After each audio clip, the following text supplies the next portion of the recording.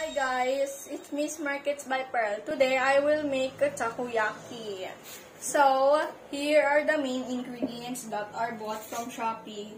This is takoyaki sauce, takoyaki flour, bonito flakes, anori seaweed, takoyaki mayonnaise, ground ginger.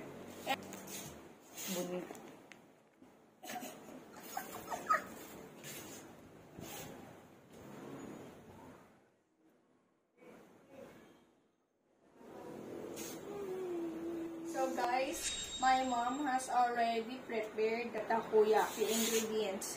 This is takoyaki flour. This is 1 cup of water.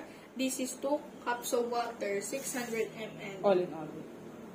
This one is soy sauce. Soy sauce.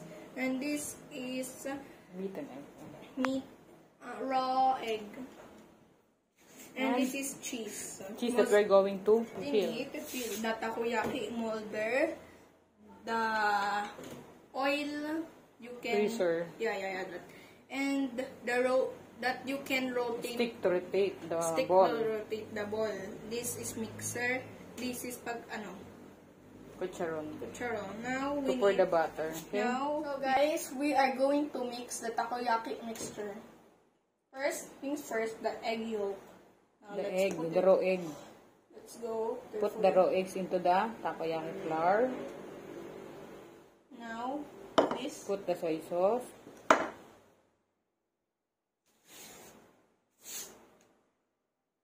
And then put the water. Carefully add the water. Carefully. So guys, we are going to mix the takoyaki mixture now.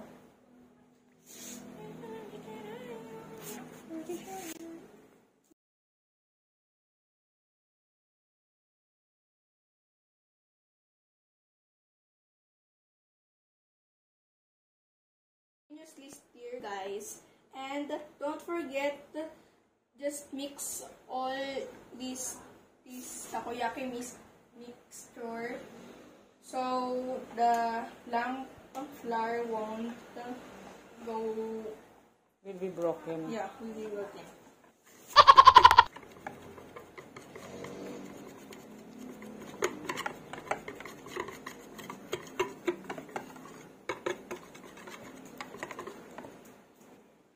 So guys, I have finished mixing the takoyaki. My mom prepared mozzarella cheese instead of ordinary cheese. And then we have olive oil to grease the pan molder of takoyaki. Okay, so today we're gonna start now. Let's go in the kitchen. Ayun guys, my mom is heating the molder. So let's grease it. Once it's hot already. Already. From water already. Ayun guys, my mom is heating the molder. So let's grease it. Once it's hot already. Already. From water already. Ayun guys, my mom is heating the molder. So let's grease it. Once it's hot already.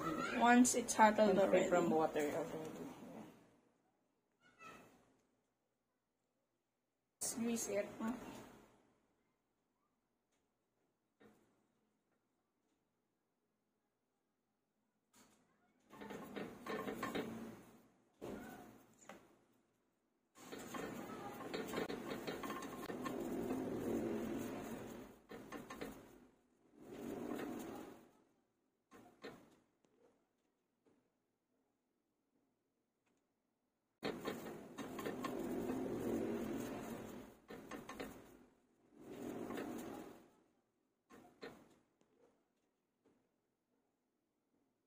So guys, we see the pan molder seems already hot. Now let's put the butter.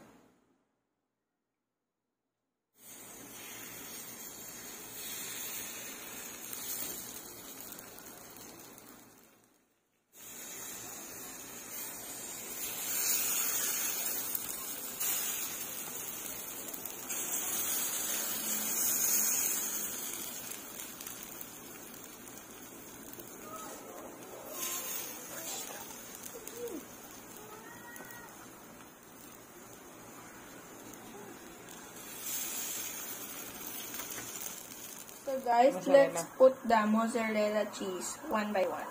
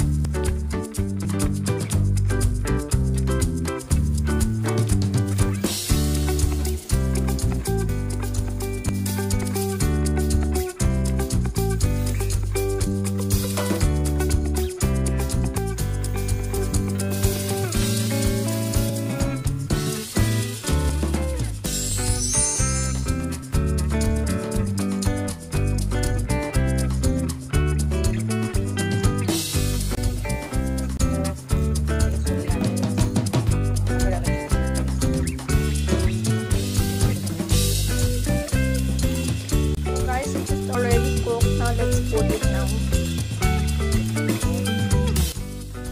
So guys, the takoyaki balls is already cooked and we are going to transfer it over here to put the ingredients. The other sauce and the topping. And let's put it now. Carefully. Okay.